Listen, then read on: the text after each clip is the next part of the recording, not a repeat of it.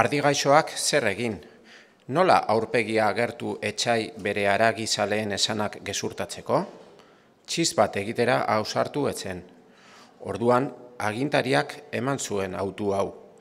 Zakurrak on egin duelako, bere esana agertzaile edo testigu zuzen eta lotx handikoekin, eta ardiak ezin duelako gezurra diotela agertu, nola isilegotea den bestetik aitortzea, agintzen da bihurtu diezaiola ardiak zakurrari prestatu zion ogia.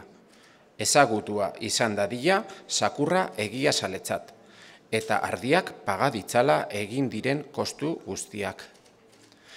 Etzeukan ardigaixoak zuriko erre bat ere, beldurrez ebakiarazi zuen bere hilea neguaren erraia batzen ere.